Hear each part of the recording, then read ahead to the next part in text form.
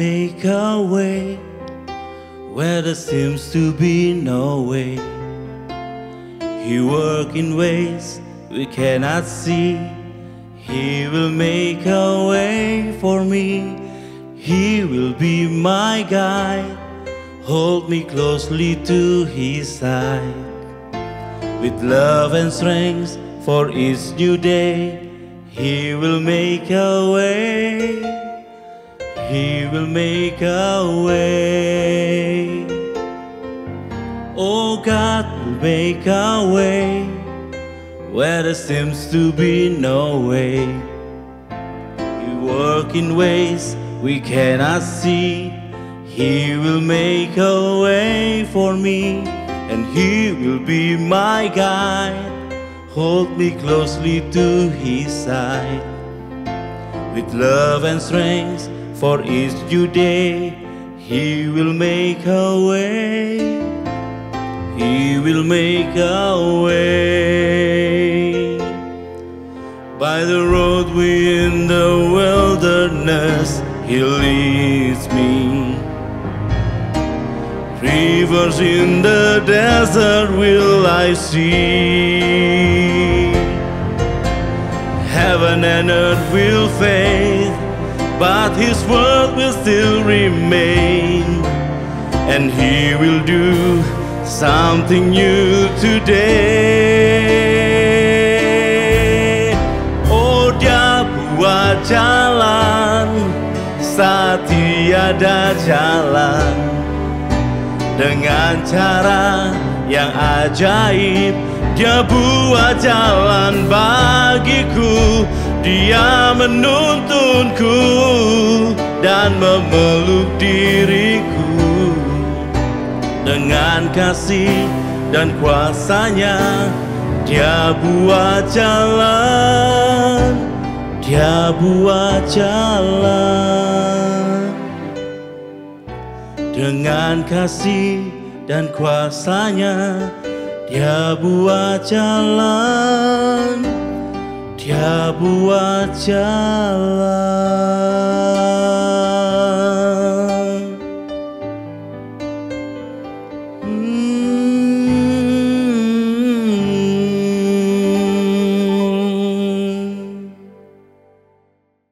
Shalom warga kerajaan. Puji nama Tuhan, kita berjumpa kembali di dalam Voice of Victory. Pagi hari ini kita akan membahas satu tema yang begitu luar biasa tentang leading as influencer in my church. Sebelum itu mari kita berdoa. Bapa, terima kasih, kami sungguh bersyukur buat kebaikan dan kemurahan-Mu Tuhan, sehingga kami ada. Sebagaimana kami ada itu semua karena kasih karunia dan anugerah-Mu yang sangat besar di dalam hidup kami. Dan saat ini kami memerlukan suara Tuhan. Kiranya firman Tuhan memberkati kita semuanya, dan nyatakan isi hati-Mu, dan kami siap untuk mendengar firman Tuhan dalam nama Yesus. Amin. Terambil di dalam kitab Galatia, pasal yang ke-6, 2 ayat saja. Ayat 9 dan 10 menyatakan demikian. Janganlah kita jemu-jemu berbuat baik, karena apabila sudah datang waktunya, kita akan menuai jika kita tidak menjadi lemah. Karena itu, selama masih ada kesempatan bagi kita, marilah kita berbuat baik kepada semua orang, tetapi terutama kepada kawan-kawan kita seiman. Nah, minggu lalu kita baru mengakhiri satu event yang begitu luar biasa di Paris, yaitu Olimpiade. Ada yang membanggakan sebagai bangsa Indonesia, ada 3 putra-putri Indonesia yang memenangkan 2 medali emas dan 1 perunggu.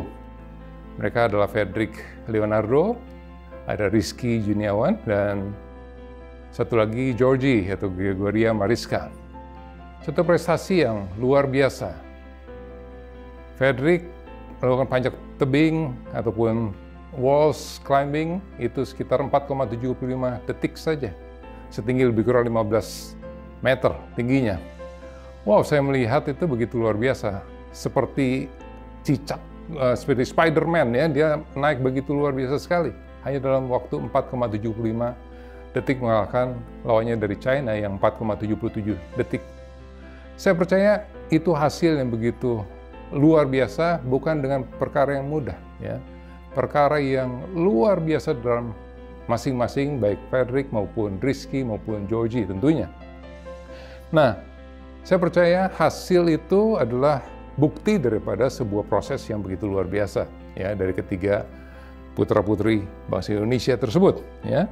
Nah, kalau kita lihat di dalam kitab Rasul Paulus di dalam Galatia, ya, Rasul Paulus begitu luar biasa, satu hamba Tuhan, satu rasul yang begitu pekerjaannya begitu dahsyat sehingga hampir 13 buku ataupun surat dihasilkan melalui kehidupan Rasul Paulus. Dia tidak jemu-jemu, dia tidak letih untuk berlatih, ya, seperti Frederick tidak letih untuk berlatih, ya. Di sini dikatakan janganlah kita jemu-jemu berbuat baik, ya. Hasil daripada Frederick Leonardo itu kalau kita lihat prosesnya, tangan-tangannya sampai berdarah-darah, ya. Mungkin setiap hari dia berlatih sekian meter, sekian belas meter, tiap hari, ya, tanpa letih, tanpa lelah. Satu titik mungkin mereka lelah, satu titik mereka mau menyerah, tapi kita belajar hasil daripada mereka begitu luar biasa. Ada hasil yang dicapai melalui sebuah proses. Rasul Paulus mengajarkan kita tentang untuk kita tidak jemu-jemu berbuat baik, ya. Kenapa? Karena apabila sudah datang waktunya, kita akan menuai. Hasilnya sudah akan ada ke depan ketika kita memulai hari ini sebuah proses untuk perbuatan. Berbuat baik untuk kita tidak diselamatkan, dibenarkan, tidak, ya. Kita dibenarkan, oleh karena itu sebagai produknya kita berbuat baik kepada setiap orang. Menyatakan kasih Kristus kepada setiap orang yang kita temui tentunya, ya. Sekali lagi, janganlah kita letih, janganlah kita bosan, janganlah kita jemu-jemu untuk berbuat baik. Karena apabila sudah datang waktunya, sekali lagi kita akan menuai, harvesting. What we sow, we are going to reap. Sow and reap. Seperti di pertanian, kita menabur padi, kita menuai juga benih padi, kita menuai padi, ya. Demikian kita menabur segala sesuatu yang baik. Hasilnya mungkin bukan besok, hasilnya mungkin bukan tahun depan, satu saat. Yang penting yang kita harus pertahankan, kita tidak menjadi lemah.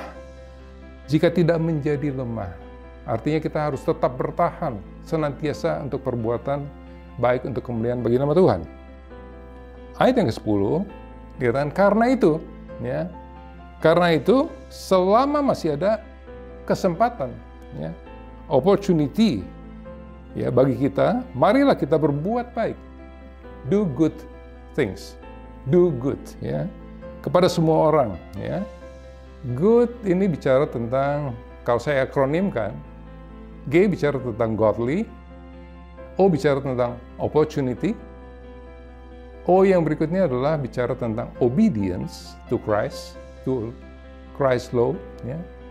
And yang D bicara tentang displaying His love.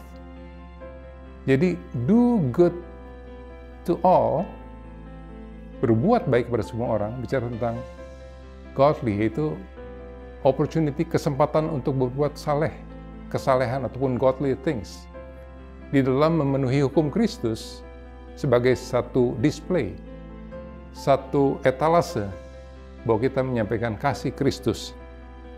Seperti di dalam ayat pasal yang kelima, ayat yang ke-14 dikatakan demikian, sebab seluruh hukum Taurat tercakup dalam satu firman ini, yaitu kasihilah sesama manusia seperti dirimu sendiri.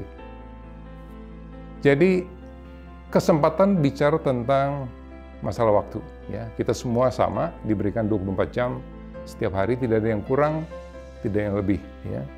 Oleh karena itu, gunakan setiap kesempatan. Karena waktu keep on ticking, ya. Tick, tick, tick, tick, tick. Dan satu hal, kita cuma punya satu kehidupan, only one life. Hanya satu kehidupan, ya. Tentunya setelah ini kita bersama dengan Kristus selama-lamanya. Tapi selama kita masih bernafas, ada satu masa, ada satu kesempatan, ada satu waktu untuk kita do good things to all. Sekali lagi, good bicara tentang godly, opportunity, obedience, and then displaying His love. Saya percaya bahwasanya kesempatan itu kapan kita punya. Jangan tunggu kesempatan, Mari kita create kesempatan itu. Tentunya di dalam gereja kita, di Komsel kah, di gereja ini. Satu hal yang simple sekali. Dengan tersenyum kita sudah memberkati orang lain. Dengan melihat sampah kita membuangnya ke tempat sampah, itu membuat satu hal yang membuat kita berbeda.